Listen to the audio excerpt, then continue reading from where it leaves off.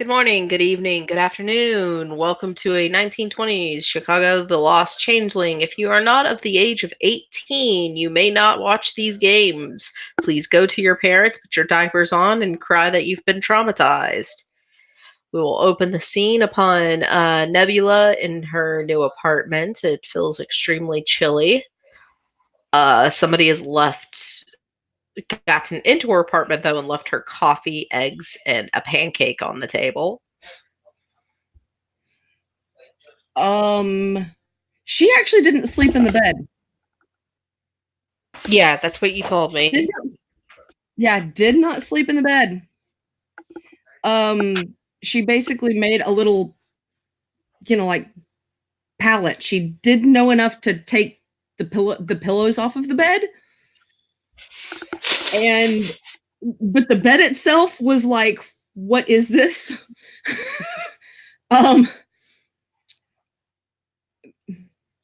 Gets up, washes her hands, washes her face. Does she does she check for any mail? Does she check for any mail? Yeah. Yeah, whenever she goes into the living room to sit there and freak out because somebody's been in there and she doesn't know who because stuff has been moved. uh the plate of food has a card by it, despite you had smelled it before you saw it. And it's literally just signed, "You need to eat to keep your strength," signed B of Spring. And then there's also a couple like little envelopes of addresses where to meet people and introduce yourself from Greta, some money from her, that sort of thing, and the map. Then there's also a very large box signed from Angelo Rivera. Please do something about your figure.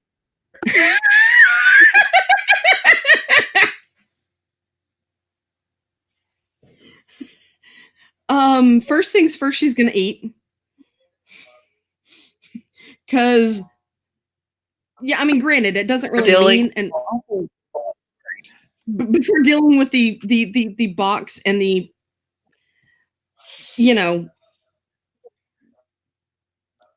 rather gruff way of being spoken to like that. Let's see. So first things first, she's gonna eat. And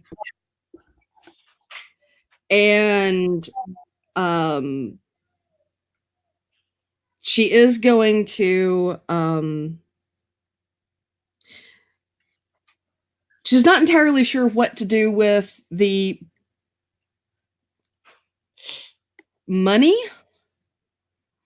The concept still hasn't quite sunk in.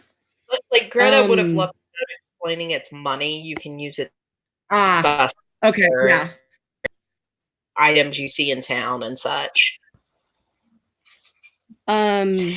She will pocket it, not in the same pocket with the nickel though. Nickel is hers. Of course. The box, when you get around to opening it, though, has an evening dress, a club dress, 3 different shades of rouge, some cheap gold pearl jewelry for girls, lipstick, various eyeshadow, and simply a card of, "Please, if you're going to be in my city, hide your face."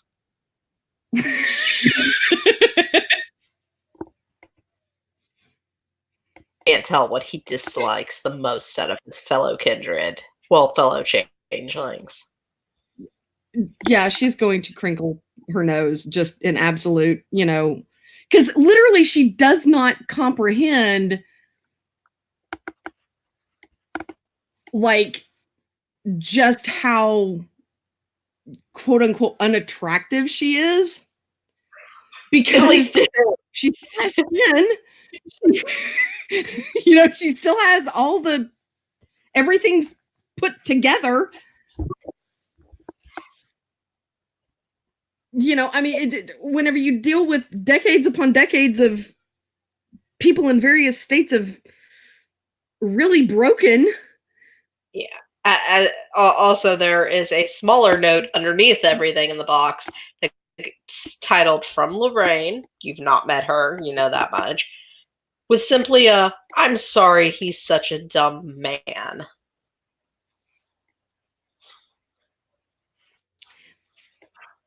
I will take note of this, and I don't know who wrote this, but she'll nod because it's at least less gruff, and maybe they're not all like that.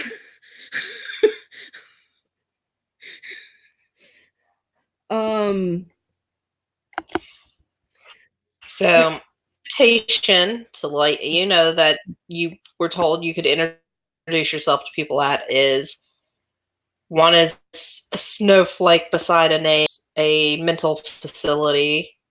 One is a normal hospital, and it's got like an autumn leaf that's been drawn and colored beside a name, and it's the normal hospital. And then the other addresses you've already been to and you know you have, which is spring and summer. And then there's one that's like a green fairy girl dancing around, and it titles Rebels.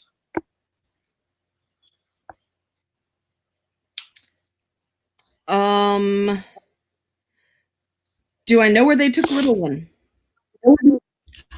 You know the little one was taken to the Winter King for mental evaluation and help with the fact he's murdered. Then I'm probably heading to the snowflake first. Okay. Vinny. Hello. Vinny, where would you be in the morning time during the day? In the morning time?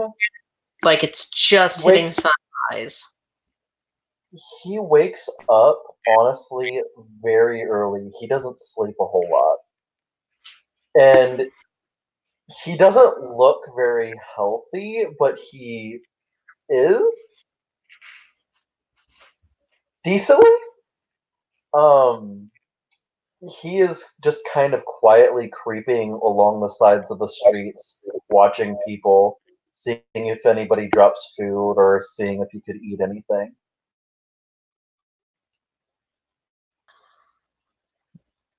You don't see anyone dropping any food, but you do see people passing out pamphlets for a soup kitchen where you can get some blankets, clothes, and a meal. He cautiously takes one and looks at it. It is at the hospital. The normal hospital, not the crazy hospital. Mm-hmm. He decides to go ahead and go that way because he's kind of hungry. And he doesn't have any other options, so. Eat out of a dumpster or panhandle. Right? Yeah, he's going to get some soup if he can. As you're traveling, you smell delicious food coming out of a building with golden metal. You can tell it's not actually gold, but it's been painted to look like gold.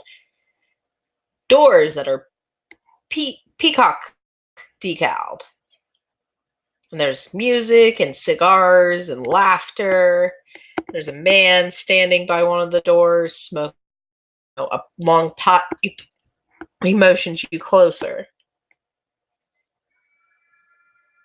He looks over at him.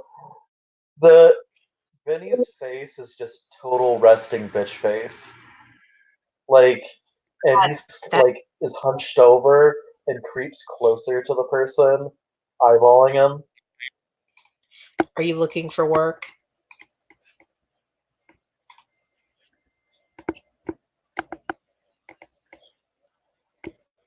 He just kind of blinks a little bit, and he nods slowly.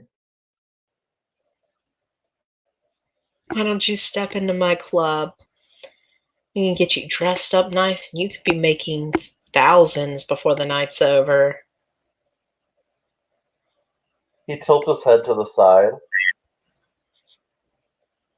What's your name, kid? Vinny.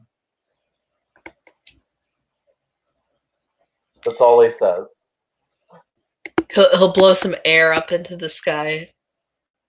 The name's Angelo Rivera. Why don't you come on into the Springs Kiss and let's talk business? Or as the common folk call it, the South Side. Time in this timeline, Vinny would know that is a street slang term for genitals. Oh my god.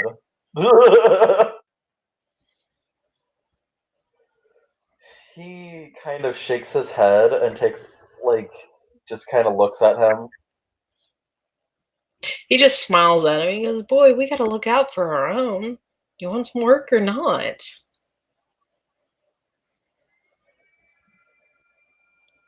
I can look after myself.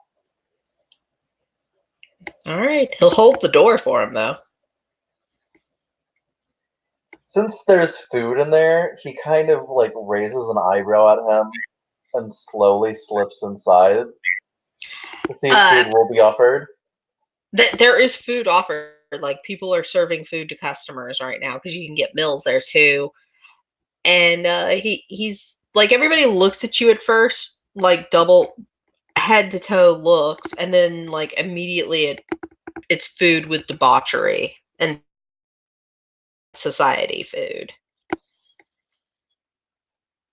He feels immediately really uncomfortable just from how happy and cheerful everybody is. And it's all debauchery and all that junk. So he's just kind of keeping himself to the walls. I'll go in the kitchen and find you some food. Take a seat. You're okay. No one will hurt you here. King's honor. I can so hear Heather on the other end with her mic muted, screaming bullshit. Yeah, he just kind of looks at him and then slips into a seat. He doesn't say a word. While the king is gone, there is a girl that takes the stage, and she is basically singing an old song called The Midnight Blues. I will link it to you guys later, viewers. You can look it up. It's on YouTube. And she's actually a very good singer. When you look at her, she is, when you look at them, you can see their fey means. Mm-hmm. Their mortal masks are like semi-translucent over them to you because changelings are fucking assholes. Yeah. Which I need to actually open their sheets.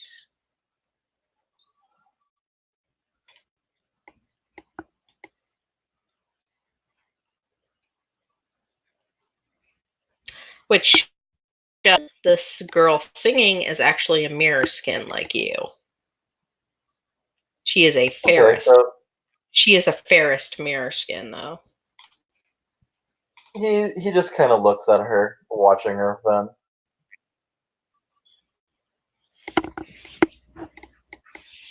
A few minutes later, they return. He'll set a food down. It's pancakes and a little bowl of mixed fruit, beer, coffee, the normal breakfast. He nibbles on the pancakes. It's a lot of nice, hearty food for a city that's in the middle of a depression. Okay. Yeah. He just quietly nibbles on the food, not eating a whole lot. And he looks to the beer and then kind of pushes it to him because he doesn't drink beer, but he takes the black coffee and just sips it black. Nothing. He kind of smiles at her. He goes, you're pretty shiny like our little rain up there. her too? I don't say. Can you play an instrument?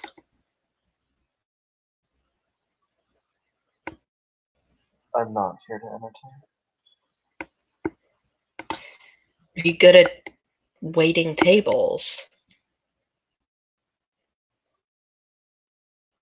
I don't talk to people. I mean, one of my other jobs I offer doesn't help for talking anyway. So would you like me to ask the next question politely, or would you like it honestly?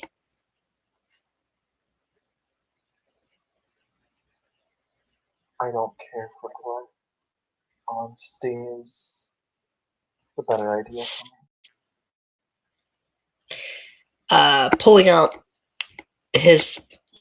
up onto the table a very small little pipe-like thing. You would know from history books it is a opium pipe. Uh-huh. How are you on your back? We have plenty of men and women who come in who could use a gentle, quiet touch. And he'll offer him a puff off. He takes in a deep breath and holds up his hand out, like palm facing away, like, no, I don't want that.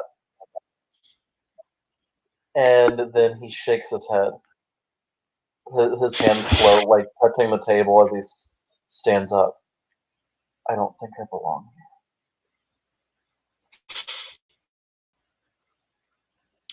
You're in my city. You gotta belong somewhere, boy.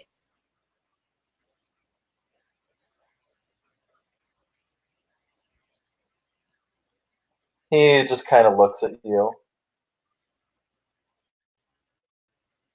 Smiles And at just him. he just kind of takes a step back out of the seat and pushes it in. Only other job I have for, which is delivery or fighting.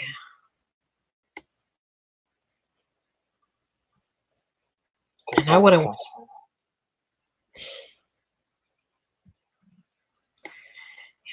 Careful, that's true. Dangerous is all he's gonna mutter with a very sick smile. You will notice Lorraine has completely disappeared from the room.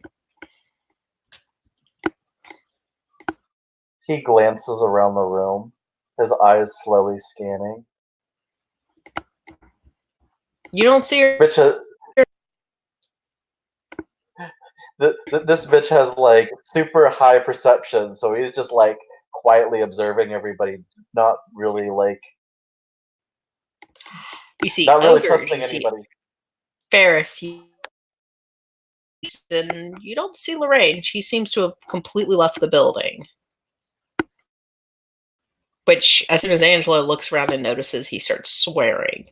He goes, "Go on, get out of here then if you don't want work. I have a girl to find." He takes note of that and immediately tries to find clues to figure out where she's at, because he wants to find her before he does. You will notice a couple of the other girls whispered she went out the side entrance. That's for employees only, which they usually go back there for breaks to step away from the smoke and everything, which has ladders that lead up to their living rooms. So Benny is gonna do something. Of course, Benny's gonna. I will see if you let me allow it. He is going to slip into a dark corner and stand there for a little bit to see if he can disappear. Okay, that's fine. I am taking Angelo off the screen because he's fucking done with the scene now for a moment, unless Nebula shows up. Okay. Well, Vinny, being like non-existent right now,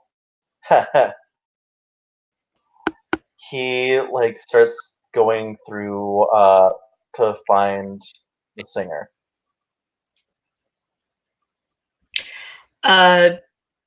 She's sitting. By the time you find her, she's literally sitting there facing towards the entrance, like he expected you to follow anyway. He makes himself become visible, and then he leans against the wall. He's a prick, isn't he? Oh, he is. Gotta work how you gotta work. Very assumptions of him. No offense, but if you're in the city and you got a semi-pretty face, he's gonna be all over you like sugar on cake. And trust me, if being nice and offering doesn't work, he will try to blackmail you. And you not being in a court puts you in a dangerous situation. His nose turns, his face wrinkles up a little bit, kind of in disgust. I'm just lucky he believed me when I told him my real age. I'm completely another 2 years from his leering gaze.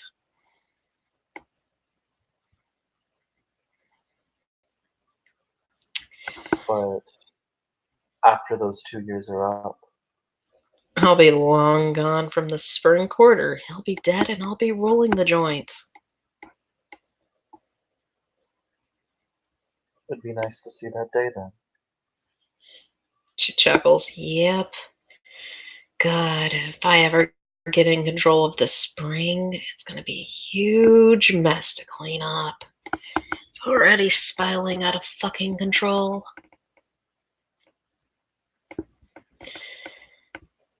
So, are you looking for work? She says it laughing playfully.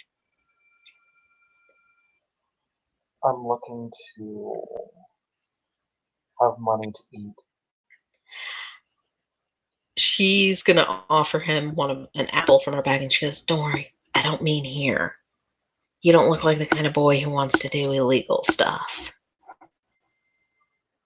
He cautiously takes it still, and then his face softens a bit.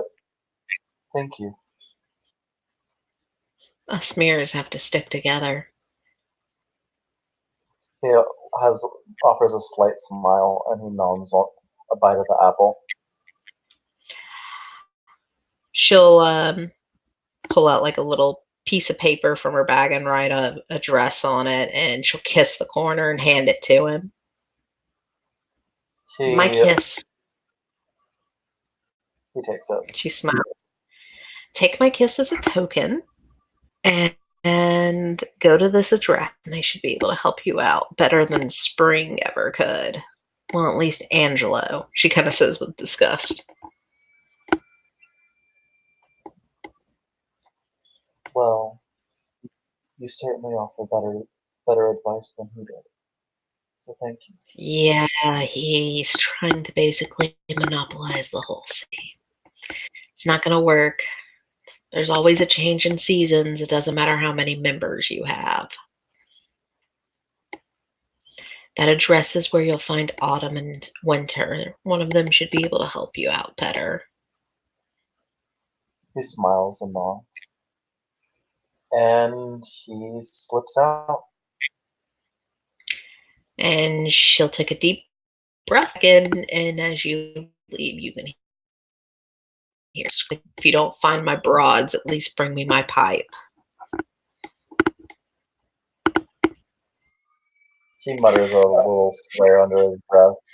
Yeah, everyone, we get it. As you leave, we'll switch back to Nebula. Nebula, you're going to arrive first to the hospital. You will notice it does share grounds, like a parking entrance area with the other address.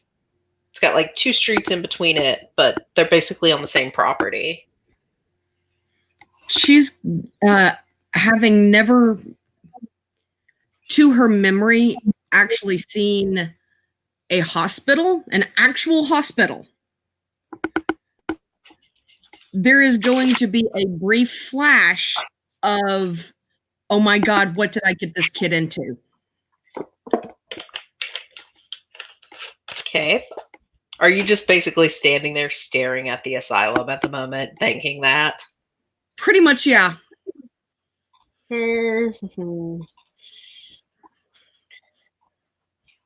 Hoping that her eyeballs are not like bugging out of her head.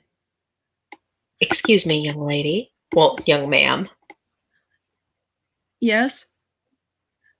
Are you a patient or a visitor? A visitor. I'm one of the head nurses here. Would you like to come inside and we can get you signed in to visit? I would like that, yes. Well then, let's go. She's going to follow. Granted, she'll follow her inside. The part, like, even though you can hear some cries of discomfort, like, in some areas, the rooms you're guided through are fairly clean and comforting, and the patients seem docile than what you're hearing further in. And as you go, she'll explain that the first floor and the entrance area are used for the less violent of patients, like children and, young women who need help. And that a lot of their therapy that they do here is considered by the professionals as non-evasive experimental. With the experimental, she is going to shudder a little bit, but not. It's like she'll even ask if you would like to see some of it because they do not hide it, and she'll explain that her name is Ruth. Open Ruth's sheet so I can give a description of her famine. No, that's Lorraine. There we go. She's very polite, like too human at first. Then you notice there's a kind of stiffness, almost like puppet strings about her as she walks.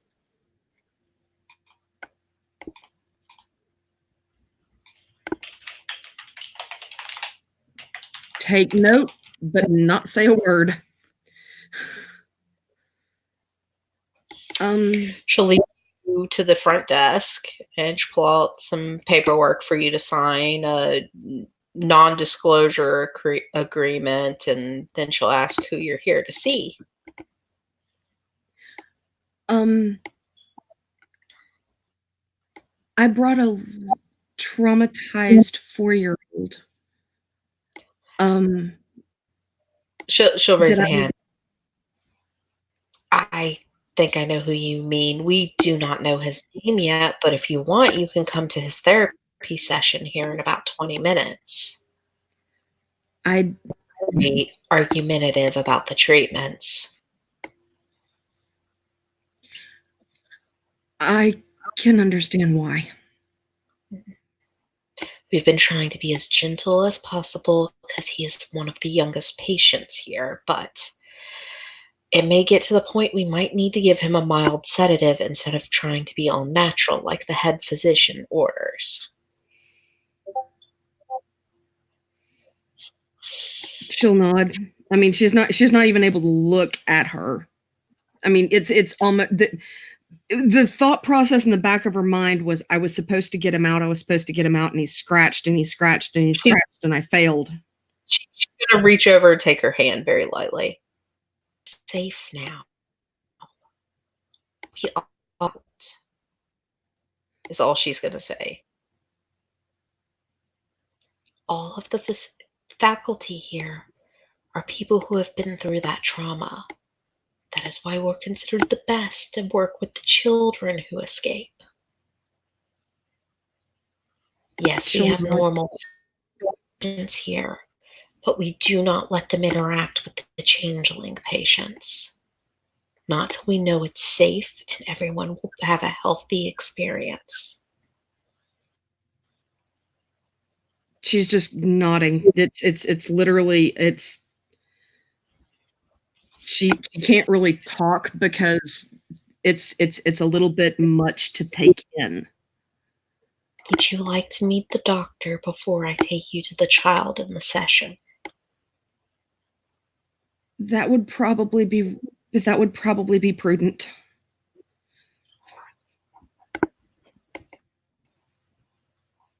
She'll just smile. I aim to please, she'll say with a smile, before she'll lead her further down the hall. Some of the rooms you pass sessions and the doors are open. It's like kids building with blocks or doll houses or picture and stuff like that. So lots of Very play therapy, lots of art therapy, and yeah.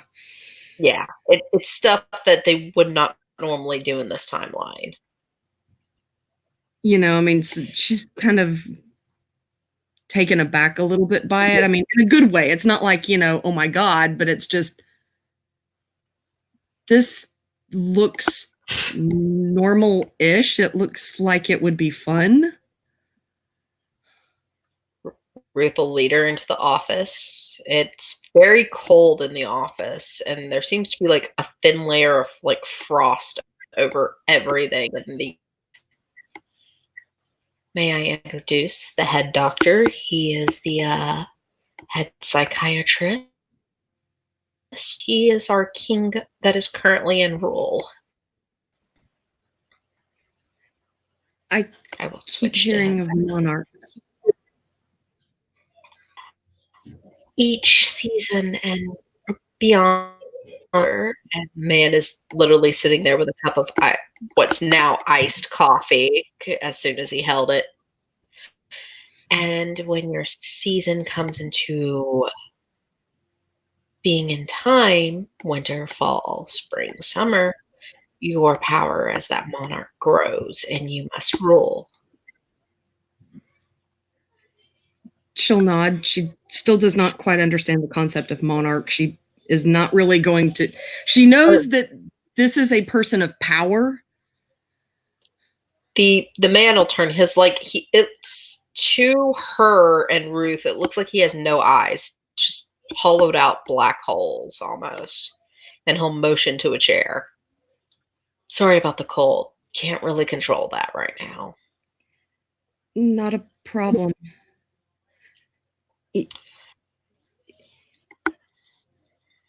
I brought a 4-year-old.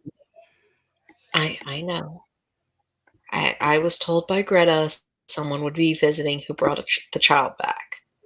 So, any questions you have, say them now. As you are talking, Ruth has set a cup of coffee in front of you. Thank you. I'll leave you two alone to speak. The door will be cracked if you need anything. She'll step out and he'll apologize. He's like, Ruth doesn't always cling to her humanity so well anymore. She was made to be basically the perfect slave. She tries to struggle for her some days, though.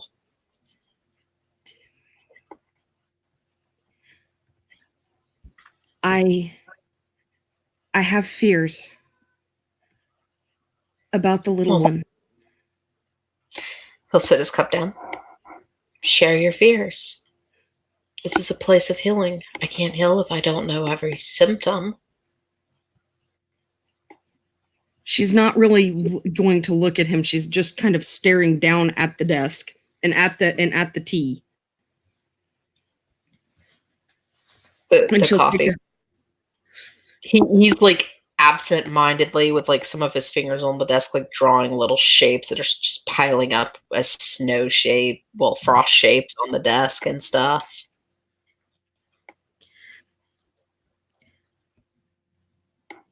Greta had said something about trying to find his remaining living family. We tried. I mean, there's only so much we can do with his face. We asked around. People in Chicago seemed to know him, but they didn't know his name. The only thing they knew were his parents. And when we looked into records of his parents, he has, as far as we know so far, no living family.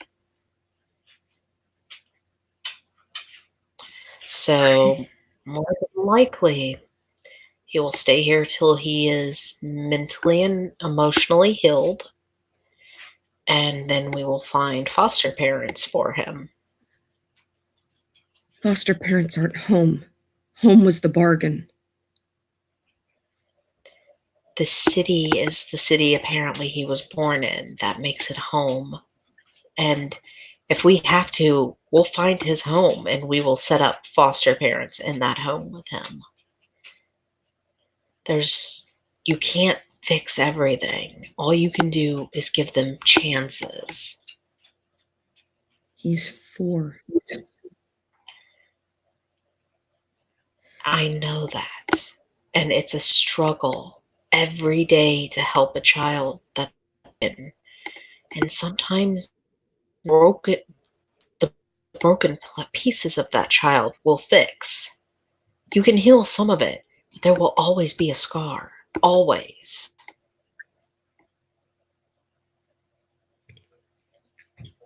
All we can do is show him that the world is not all darkness, that some people can be trusted.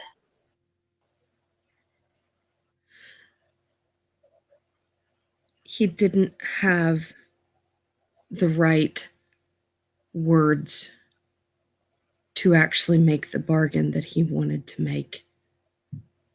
He can barely speak.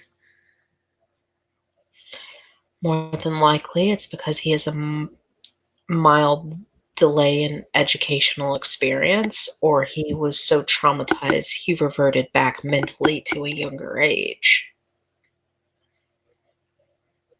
And we will do our best we can to help him to recover, to become better at socializing and experiencing life.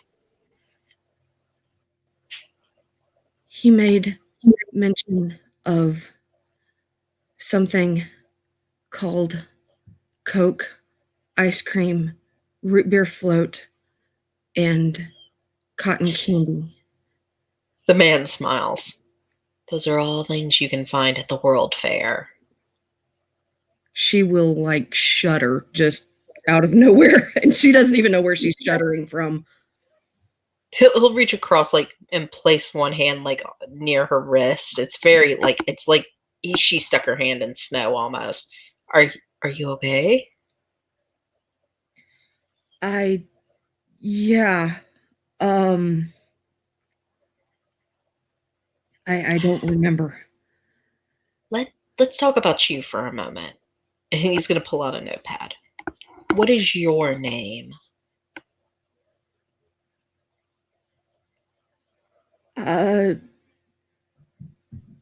I'm called Nebula. Nebby. Most people, if you're close enough. Well, Miss Nebula, it is an honor to meet you. How old are you? Best guess maybe 30. I don't know. He writes it down with a question mark beside it. How old were you when you got your keeper? Greta says I was 10. So you don't have much work experience in this realm, do you? Not in this realm, no. He writes something else down, this time on what looks like a prescription pad, and hands it to her. She'll take it and glance down at it. She still can't quite meet his gaze. It literally says, go take some classes. Let's get you some education from this world and find you a place you can help others in too. Why don't we go and see how the kid's doing? He should be finished with breakfast by now. She's actually going to give a genuine smile at that. Yeah. When you guys get in there, the child is sitting on the floor with a teddy bear, and he still looks completely terrified of everything. And he just keeps asking where his mom and dad are. And the nurses are trying to explain to him they're in heaven, that he can't see them right now. And he just keeps asking, when can I see them again? I want to go see them. Just send me to heaven. Also, at this point, Vinny, you've arrived at this hospital. Okay. So you can either walk in or chill in the front parking area like Nebula did, staring at the building like a crazy person. Yeah, Vinny, he's not one just kind of like... He observes, but he is definitely just going in. Ruth, who I will not put her picture back up at the moment, meets you at the door, and she's like, "Can I help you?" Yes, I was told... He flips open the note that you could offer me work. She'll inhale deeply, almost like she's sniffing the paper where the kiss mark is. Ah, okay. Follow me. It's group therapy time. You'll find the king there. He follows. She'll lead Vinny, and Vinny, you see the Winter King, Weston. Y'all don't know his name, except for maybe Nebula. Nebula, he would have told you. Nebula, and there's many children in the room and nurses, and one of the children crying about just wanting to be sent to heaven.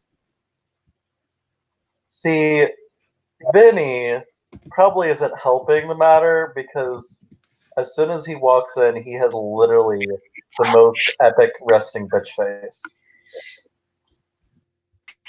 The sad part is most of these kids don't really care about resting bitch face. Although as soon as he sees Nebula, he runs over to her, like drops the teddy bear and everything. And she'll just, like wrap him up in a big, big hug. You okay? They treating you okay? Yeah, but they won't let me go to heaven. You can take me to heaven, send me home, and that heaven's where mom and dad are. Heaven's where they are. It's not really your time to go. But we could, and mom and dad would love you.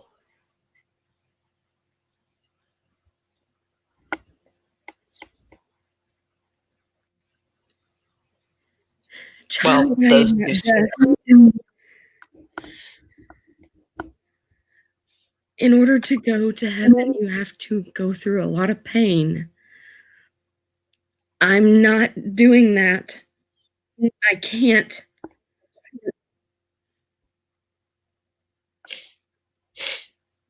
He's like tearing up again. And she's just gonna, like run her fingers through his little hair. While they have their emotional feels moment, the king turns to you and goes, "Oh, visitor or new patient?" Vinny looks to the king. Visitor. Well, just kind of been having tons of those. The name is Weston Smith.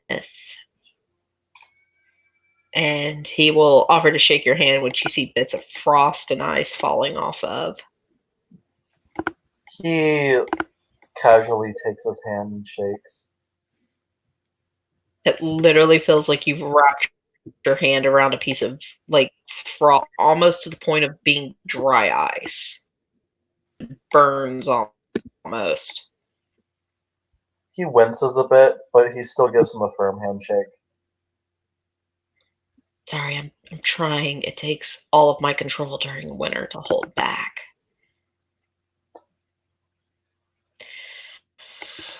So, what's Amir doing coming to visit me? I was told you could offer me work. Well, I could. Do you have any skills? Are you good at anything? He looks around, and then he just kind of looks down. I suppose I'm good at giving advice. I could always use advice. How are you with women and children? I served my queen for a millennia. I'm not asking you to serve, young man. I'm asking you do realize this is a psychiatric facility, right? Many of our patients are women and children who were rescued. He gently bites his lip, and then he nods slightly. If you work with me, you're going to have a little bit of patience for them.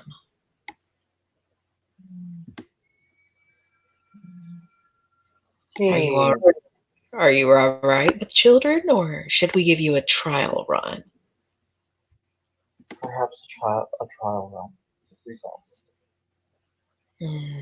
Then little No Name in Nebula's arms would probably be your best option. He is the calmest right now of my child patients. Then he looks over to the kid. He has some odd features. It's almost like a Feymine, but it's different. It's not quite there yet.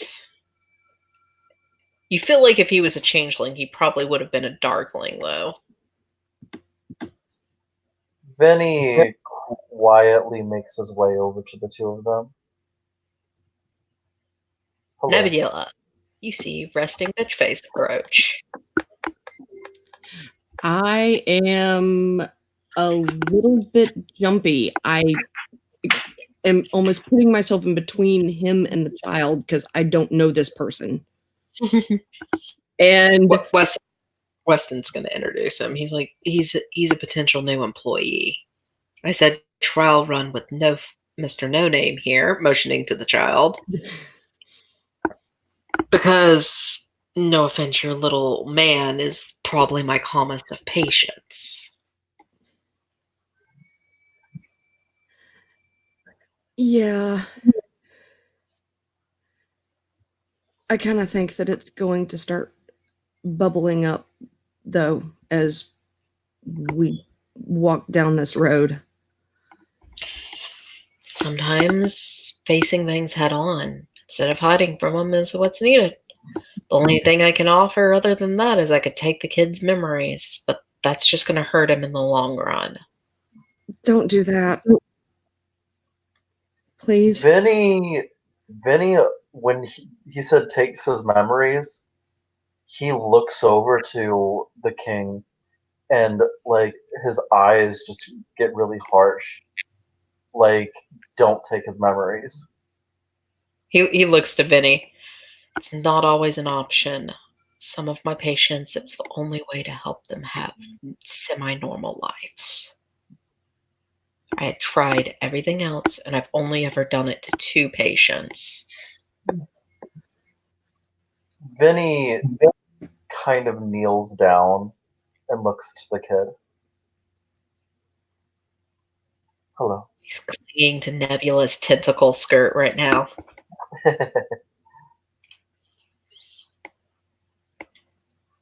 It's okay, little one. He looks funny. He looks like glass. I look funny, little one.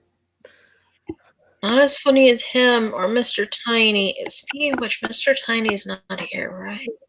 By the way, you will know he's forming words a little better. No, Mr. Tiny's not here that I know. Good. I don't like him. I keep thinking he wants to eat me.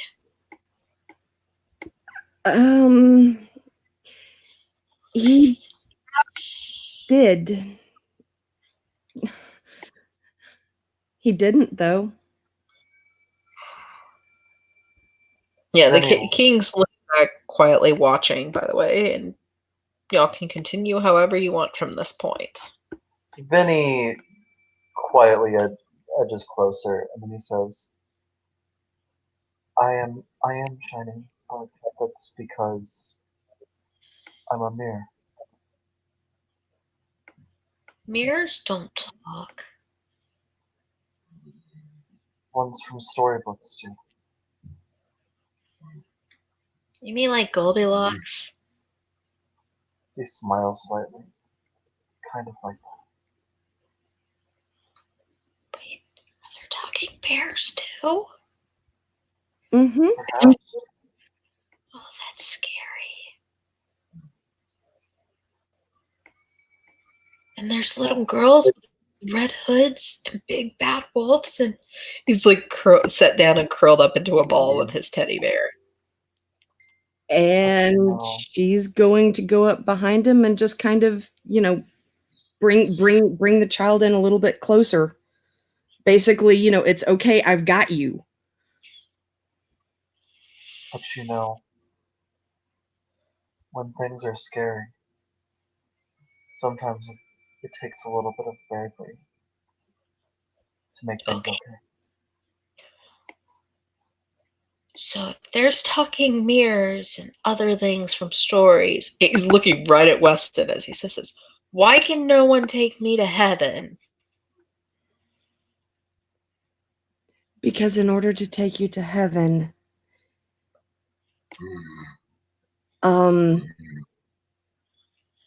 Vinny raises a finger up. There are no stories of heaven. Sure there are. There's stories of heaven in the Bible. Those are people talking about what could possibly be, not of what is. They are hoping for something beyond. Basically, I don't get my siblings, and I don't get my parents anymore.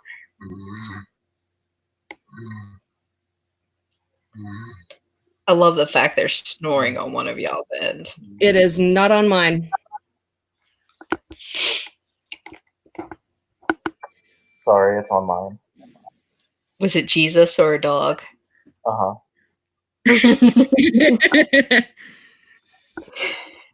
Ah, that's great. So what do I do now? Am I gonna live here forever? You're not going to live here forever. You're not going to live here forever. But I mean, I can't go home if Mom and Dad aren't there. Little one.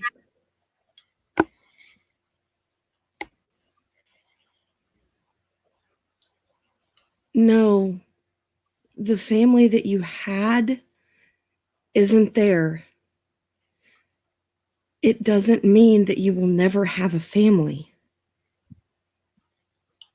But what's the point if that smiling guy is just gonna take him and throw him in the moat again? No one is getting thrown in a moat. Well, how are you gonna stop him? You didn't see how many people he was killing. You think I might be young, but I know blood when I see it. And that was too much 5. Yes, child, it was.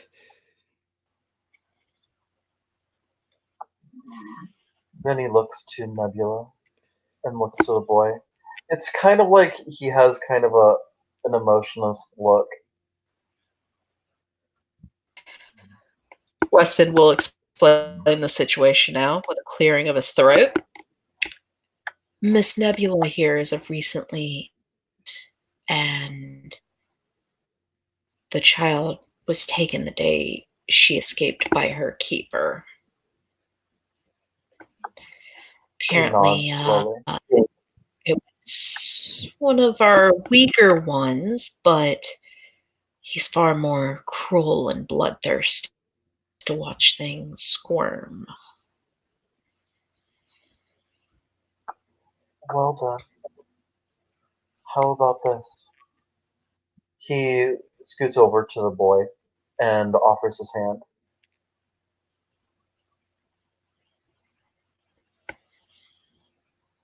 He looks a little scared, but he'll slowly, he'll just take the pinky. He'll link pinkies with him. Sometimes, when things get really hard, you have to be strong. Because you know how terrible things can be. But that also means that you know how badly you need to make a difference.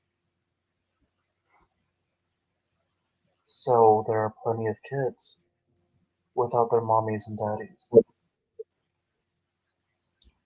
Don't you want to help them too?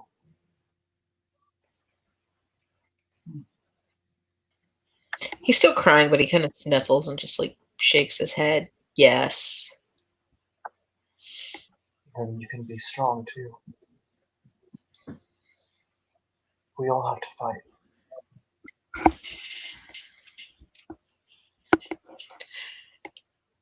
I want to go back to my room now, please. All right. Nurse Ruth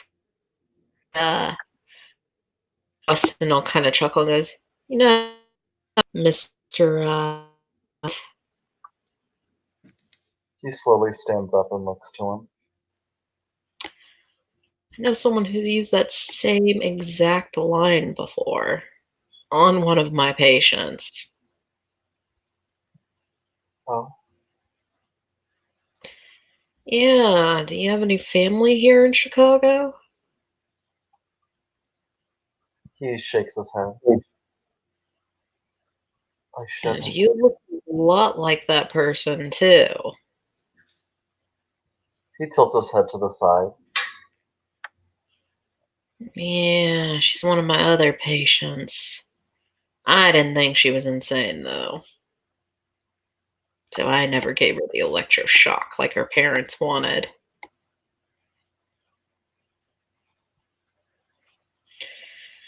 I'll have to introduce you. Miss Nebula, while you're taking classes, why don't you work here as a potential volunteer with the children? I'd like that. More. And Vinny, I can offer you some positions volunteering also, but until we figure out your skill set, I can't expect title. I understand. Why don't we go visit? Be happy to meet you. He nods, his eyebrows kind of squinch together.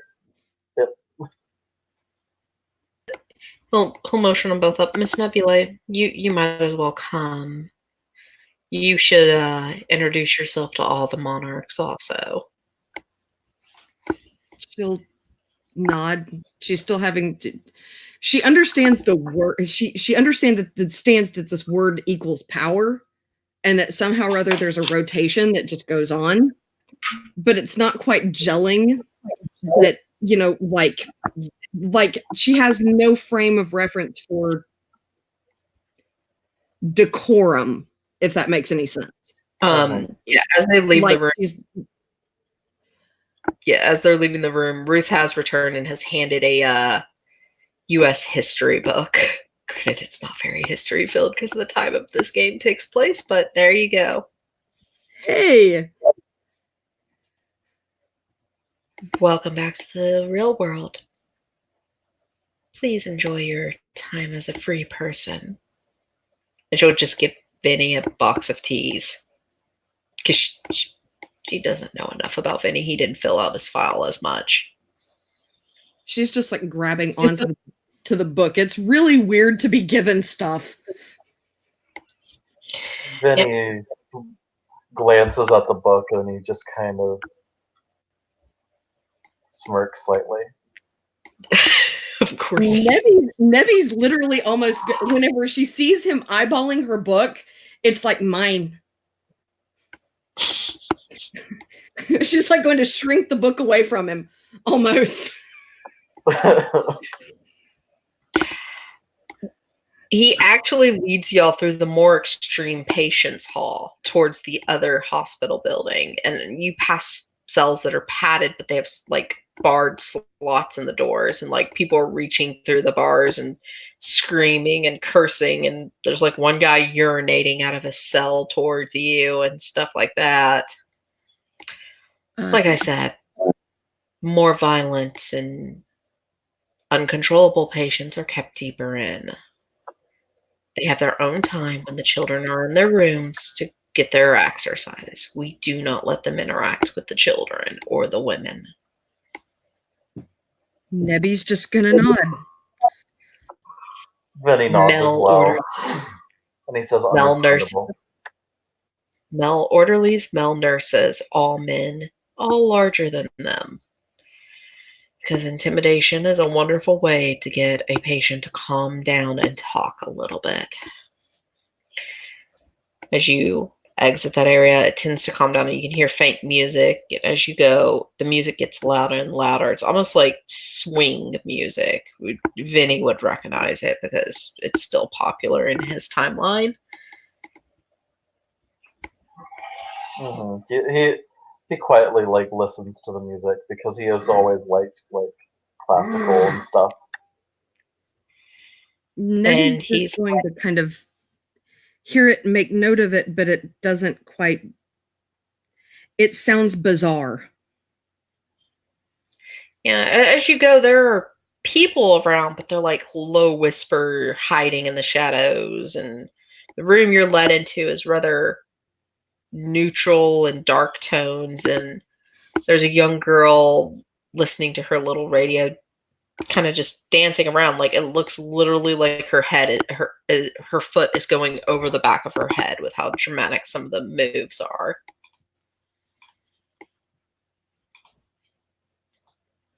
Nebby's gonna remember Go ahead. Nebby is gonna remember like Billy making the statement, hey, look at what Mary taught me to do. And it's going to be like, oh, this must be the Mary he's talking about. Which, as soon as Weston clears his throat, he'll let you guys enter without him. He'll wait in the entrance and she'll turn around and go, oh, people, hello. Vinny looks to her. Well, hello. Nebby's just going to wave. What are your names? Vincent Rosenthal. Oh, you're lucky. That's the same name as my brother-in-law. Yaga, are you related? He raises an eyebrow. Perhaps one day. Then he looks down, and he quietly rubs his hands. Well, it's nice to meet you all. I'm Mary Gordini. I'm probably slaughtering that. Forgive me, viewers. Fucking Italian last names. And I rule the court of autumn and fear. Fear. Yes, it's a very powerful tool, especially when you've seen enough of it. You know how to manipulate it. Please have a seat. Bring you some oolong. He nods. He nods and slips into a seat. His body is super slender and like it's almost creepy how he moves. It's kind of erratic. Same with her. Yeah. Nebula, you quite a few of their facial features are identical. Literally look like they kissed her. I'm just going to kind of look back and forth. Not really say an awful lot. And she did say to sit, so she's going to slither over to a seat And well, I mean, what else are you gonna do? Yeah, so she'll pour her oolong tea. It smells really good, and she'll put like these little cakes, but they look kind of stale in front of them. Yeah, Vinny doesn't care about stale cakes. He picks one up and quietly sniffs it, just because, poison and everything. He wants to be safe. And then quietly She'll nibbles. inhale deeply. That paranoia, one of you, is delicious.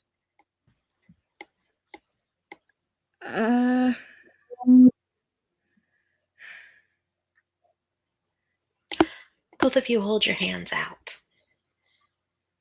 Vinny I'm going to teach you holds his hand powerful up. tool. She takes his hand in one of her hands. She's holding the other one out to Nebula. And she'll take the hand. Swear as the Queen of Autumn, no harm will befall you from my hand or court members inside these city. And you can just feel the exchange of glamour there and the moment of her mantle flashing. Vinny blinks. That is called an oath. It's the way we hold power. It can be anything from an exchange of an item to you in trade for a promise of a deed or exchange of something from you. It could be taking vows to marry and honor. It could be anything. Mine was simply a protection. Nibby's gonna stick her hand in her pocket. Just like Vinny, one of you is already wearing a token. Vinny blinks and then looks to Nebula and then looks to Mary. She's smiling. It's a creepy smile, but it doesn't feel dangerous. She's literally trying to be polite, but there's just something off-settling about her. Like, in words of Vinny, if it was, she's kind of like the little girl from The Grudge. Okay. Like, she's not evil, she's just, something's broken and dark. He makes note of that. But she'll look to Nebula. Can I see it? I can explain the process better if you are honest with the group. I will not take it. She'll bring out the nickel. Now, did you understand what you were doing when this happened, or was this just something you did naturally?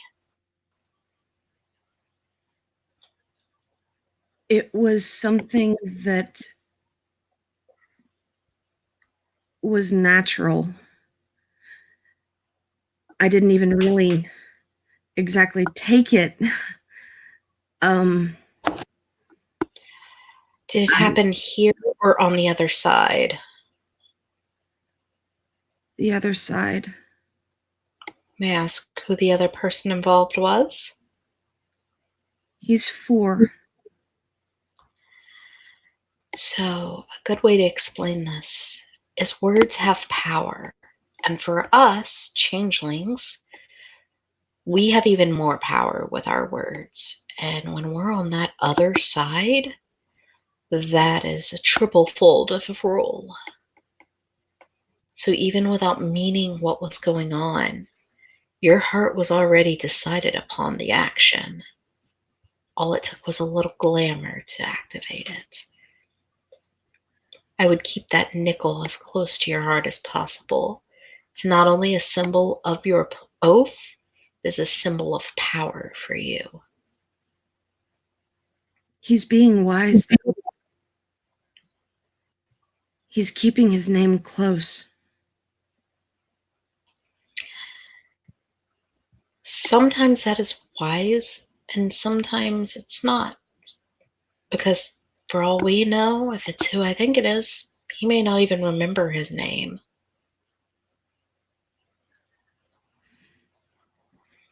He ended up getting scratched. I couldn't save him from that. Like at first she was taking a sip of tea, and then she sits the cup down. Where on his body was he scratched? His face. She'll look at Weston. Well, now you have another treatment you can acquire. He most likely will need some goblin fruit. She was probably literally turn green. You can, I mean, like if the gray skin could turn green, it would literally turn green. She's gonna pat Nebula on the hand. There are different types of goblin fruit, and some are medicinal. And this will give him his name back? It's something to try. More than likely, he had some memories taken if he was scratched by the hedge on the way out. It shouldn't affect him too badly if he was a fresh return and spent less than a day there. It probably was. And another piece of that puzzle. Master did say that he had made sure that he could never go home. So whether that means that if you actually find his family, I don't know if the extension of that family is that he is watching and is going to end up taking, at which point the child asked me for home. He was meaning safety. Mary has taken her hand. Breathe. More than likely, that means whatever's left of his living family is a loyalist. I don't understand. A loyalist is usually a changeling or a human who will trade their family members, friends, people they meet to the keepers. Vinny blinks. Then he can't go home. Then we have to find him a new home. Calm down. No one is going to let that child be hurt. No one is hurt inside our city. At least by keepers. What they do to themselves is an entirely different story. Now, do you have questions about the courts or the monarchs or living facilities? I'm sure Greta assembled you somewhere to live. Yes, and I probably should take a look at my file. You probably should. And might I suggest, since it's supposed to be sunny this weekend, we all have a small outing with no name and maybe find a nickname to call him and take him to the fair. Some happiness might do him some good. Fair.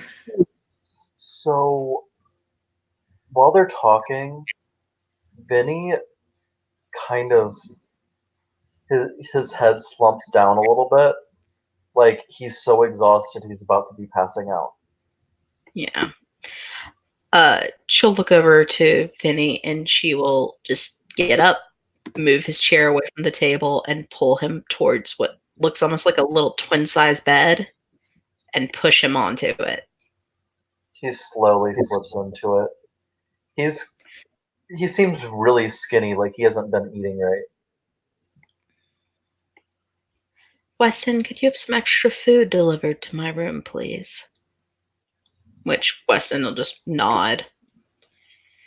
And then as he slips out to sleep, rest, whatever he's doing, he will notice there are quite a few familiar pictures on the mantle of Mary's little fireplace.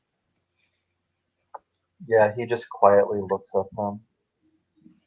And then he just makes a note of it, and he's like, perhaps I do have a home, after all. And he just drifts off into sleep. Because I gotta go. I'm sure you have to go. With that, because it's 9 p.m., Mary will help Nebula up, and she'll be like, while he rests, why don't we go for a walk? Absolutely. You have some catching up to do, it seems. I was taken as a child, sort of, also. Granted, she looks like a young girl to you. I am told that I was taken whenever I was 10. I was 13, and I willingly went.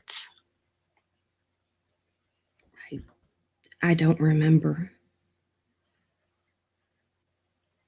She's like walking elbow to elbow with Nebula, interlocked arms as they walk. She's showing her shops and stuff near the school that she can get books at, libraries. She takes her, buys her a couple not as flashy outfits as Angelo gave her. Oh, thank God. Like just normal street clothes, a couple trousers, a couple shirts. Because in the 20s, women did wear trousers. Point taken. It's going to feel a little odd, not only because of how she moves, but because, well, she's like, I'm not sure what your personal style is, but here's a couple starter pieces, whatever feels most comfortable. And then once you figure it out, we can go see some tailors and get you something more personalized to your tastes. I appreciate it. I have nothing else to really spend my money on. Arcadian body means I age a little differently now, and having been 13 when I was taken, you can assume how slow I'm aging. Ow. Yes. Ow. I had the loveliness of making a trade. They would take me as a slave and never ask me to marry. I just wanted to be a kid a little longer. I kind of had that. I don't want to go into my first memory. She'll smile. That's my favorite thing on the street that leads up to the fair. She'll point at the carousel. Oh. That's where like you're not right next to it. It's up the street a bit, but she's gonna kind of lean in. That's where little one was taken. And that explains why it was shut down. They found quite a bit of damage, including a horse missing off of it. The horse was used to kill his father. Mary actually looks disgusted. You know, I like scaring people. I feed off the fear. But I wouldn't even do that. Do you know how to collect glamour yet? No. You're gonna feel empty and starved if you don't. First, we should figure out what suits your tastes. Mine is fear or whipping up a storm on the dance floor, she says with a smirk. We need to find your threshold. Seeing how easily you pledged with the kid, I would say you're a caregiver type. We should get you close to a place children would be. And before you say it, no, it does not hurt them.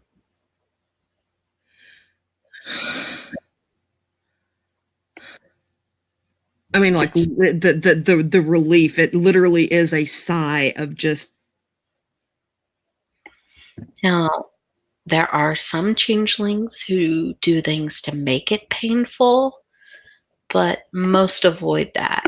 Greta, for example, won't feed off children's glamour because the way her type of changeling does it, it is draining for the person. I guess you could say if vampires were real, Greta would be the closest to it you'd meet.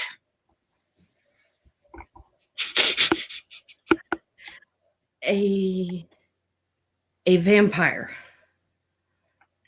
Well, I mean, I've met people who claim to be a vampire, but I don't think they're real in the sense of the stories. Um,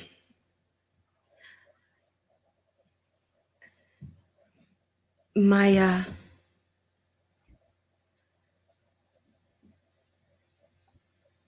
I don't know. I just know that there is a lot of terror and a lot of guilt and a lot of sorrow.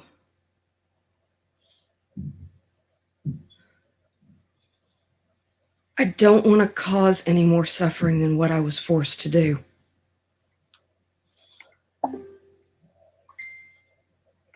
Then you don't. It's your option.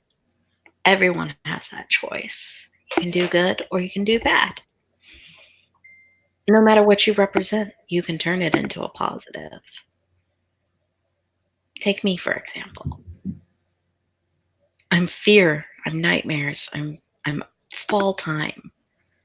I also run most of the shelters in town, and I use all of my money from my family's estate to keep the hospital funded and running. The Winter King, Weston, was my psychiatrist before I was taken. He only became a changeling because he was trying to help get me out of one dangerous situation, followed me through the hedge, and then got me out of another. He's like the father any kid could ever want. Minus the snow. I get so tired of the snow. I'm told that my mother tried to bargain for my safety. That makes sense for most parents. Apparently, she went in trying to protect me. Well, she's either still alive, she's passed, and if she's alive, she's either still over there or she escaped, and we just need to reunite you. I was told that Angelo would be able to tell me where. He was not too keen on reuniting me. She takes a deep breath. Due to a pledge I have with him on subjects of members of his court, I can't speak straightly, but I would probably talk to Billy and Josie. The one that you showed how to put his foot over his head, I believe. Yeah, he's a sweet boy.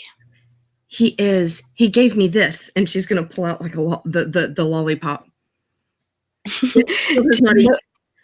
do you know what that is? No. She's gonna reach up and take the wrapper off of it. Put it in your mouth. It's food. It is? It's a sweet. Billy gives those to people he thinks need some joy. It's his way of spreading spring around. It's just candy. She'll pop it in her mouth. It's a strawberry one.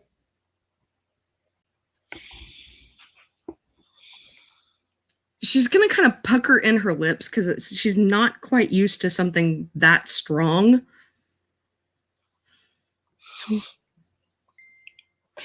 She'll just smile. It's really good. I'm glad. You, when you get some money and time, should try the cake cafe. Billy's mom. Where does one get Coke, ice cream, root beer float, and cotton candy? All at the same time? I don't know. There's a lot of places that serve them individually, but if you wanted them all from the same location, it would be the World Fair. And she'll point back towards the stalls and stuff set up around the carousel. Now, if you wanted just one at a time, I could take you to a Sunday haul right now. I think little one might get a little bit out of it. Granted, those are the other parts of that pledge, but it might heal him, wouldn't it? She'll smile. It might help, but my grandma always said food can help heal, but it won't actually heal. Why don't we get some cotton candy to take back to him? And you can stay at the hospital and eat it with him. I'd like that. He seemed to really, really value them. He probably has a lot of good memories connected to him. A lot of kids in Chicago do. She'll, after a little while, they'll stop at a stall and she'll point out like different cotton candies that are different colors. There's only like 4: yellow, pink, blue, and like a greenish color. She is going to go with the yellow because she thinks it is the farthest thing away from Master's walls ever. It's not dark, it's not dank, it's not none of that. It is bright and happy. All right. And we will end with you going back to the hospital and you and the kid eating cotton candy, which it is like a lemonade. It's sweet lemon, basically. And the kid's reaction? He's not going to like cry over it, is he? No, he's not crying. He's excited.